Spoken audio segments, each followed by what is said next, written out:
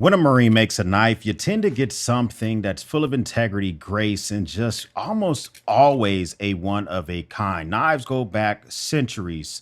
And so sometimes it's hard to make something that's unique and true to yourself. But when you get something from TKL Knives, a Marine through and through, you oftentimes find yourself with something extremely unique. That is where you find yourself with the DP1. And the DP1 is something that I have been enjoying for the last couple of months, named after his father in law, Donald Pace. This is one of the first knives that Tim at TKL Knives ever hand ground.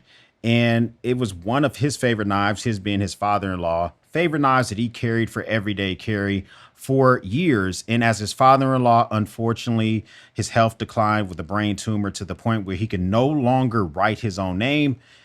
Tim from TKL Knives was able to crib his signature from his old mortgage documents and actually put his dad's or his father-in-law's signature on every single knife. Look at that. That is pretty dope. And while we're in here, look at the knife itself, the swedge on there, perfectly placed, jimping on there.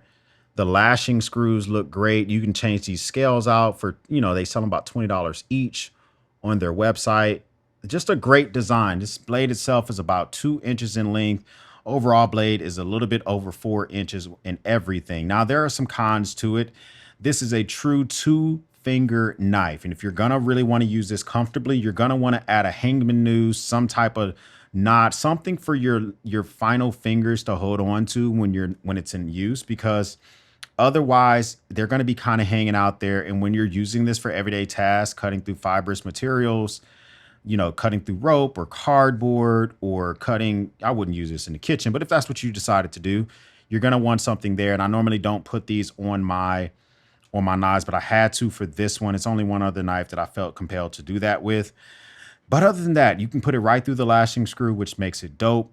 And you can get this in AEBL, which I have here. You can also customize this to get a different blade steel on the website. And of course, you can choose different colors for the lashing screws. And then you can eventually buy yourself different colors for the scales. I think that they did a really good job with the ergonomics of this. You can definitely get up on it. And I like the way that they do their website when it comes to disclosure of how long it's going to take to get your materials. It literally says on their website 3 to 6 months for delivery. I love me companies like Montana Knife Company. I love me companies, similar to that, such as Tor Knives, etc. But I don't like drops. I like just let me put my order in, set it and forget it. I will get it when I get it. And so that is where this knife has lived in not only a pouch, but this thing happily lives in my pocket as well. It can do all sorts of stuff and knock those tasks out. One of the knives is probably the most favorite next to it for me personally. Recently has been, this is the Tor Knives, the Shifter T. They're about the same size when it comes to blade, much longer scales on this, which makes it so it's not as EDC friendly. It's also more of a thicker knife when it comes to the full tang, like how much blade steel you're getting. And if that's, so this might be better for using in the woods, hitting it with a log and stuff like that, but it does make it significantly heavier. And you can see you're getting a whole lot more blade steel there, and they've reduced the size of the scales to compensate for that. They both do have jipping, but the jipping on the TKL, it is better. It is just a little bit more aggressive on the TKL. But this still is a great knife in and of itself. I enjoy carrying this. It's just a very comfortable knife to hold into the hand. And for the longest time before I got my hands on the TKL, I oftentimes used the Kanderu by Essie as kind of like my smaller knife, neck knife. But there was always a few things I was missing about this. The jipping on this wasn't that great. I feel like the ergonomics could be a lot better. I feel like Essie focused so much on being able to swap these scales out that they completely ignored Look at the ergonomics from the DP1 and then back to the Essie. It's just night and day difference. The jipping on here is almost laughable. How it just, your thumb literally will slip up the spine of that blade when using it. So, but it is a very affordable knife, and it's easily a knife you can just pick up on Amazon. So if you're looking for something, a neck knife that you can just get at any time, this might be a banger for you. And then for a good minute, I kind of felt content with the Hidden Canyon by Benchmade, but it's a little bit bigger. The sheath is nowhere near as good as the DP1. And at the end of the day, I kind of feel like this knife itself is a little bit too much going on when it comes to the spine. At first, I love the aesthetics of the spine, but all that there kind of does get on your nerves when it's in your hand for an extended amount of time and you're using it. That kind of gets on your nerves. The jipping up at the top, yeah, I kind of like that. And I like the fact that they have it up here too. So if you do a pinch grip and you're using the knife like this, it works.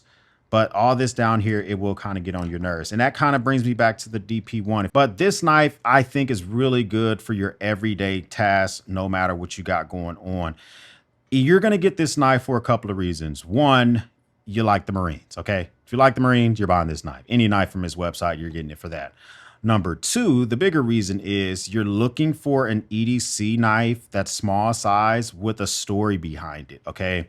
Because I just named you at least two other knives. I could even name a knife from Tactile Knife. You can get the Red Hawk from Taylor Martin's design. You can get some stuff that's coming from other companies as well, which are going to be great pocket friendly. Even stuff that's coming in from Chinese companies such as like Kershaw and Kaiser. They're starting to make some nice bangers, but the story is missing behind those knives. Okay.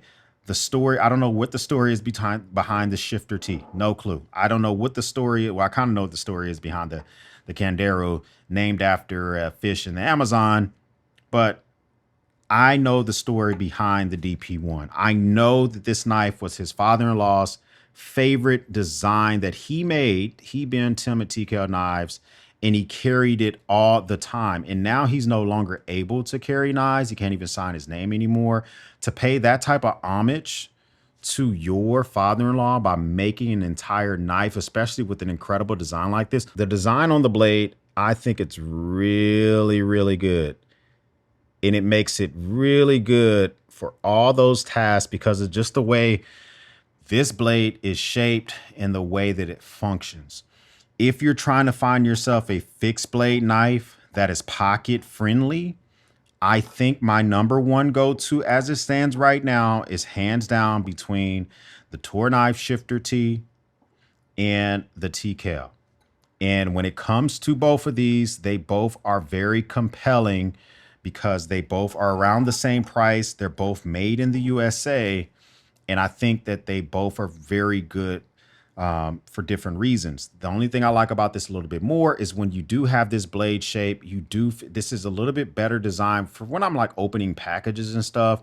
I can just use the forward part of this blade to actually open those packages with less likelihood that I accidentally like pierce the item inside the box or anything like that.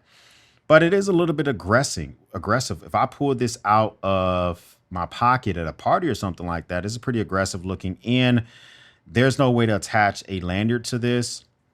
That's something to think about. The sheath, I think that the sheath on the TKL is better. No matter which one of these two you get, you're going to want to get yourself something like the Alti clip. I did have to add a small Alti clip to the TKL because neither one come with that. That's a complaint I would have for either one of these knives. And, you are getting Alti clips with Montana Knife Company and a few other ways to actually attach this to your gear. Right now, you're kind of compelled to either wear this as a neck knife. If you want to do something like this, you could, which is what I'm doing with my Essie, my Candero from Essie. Or you're going to have to buy your own, spend more money just to get this thing in your pocket or get it on your hip. That kind of does suck. But comment down below. Do you want a DP1? Is this something you're interested in?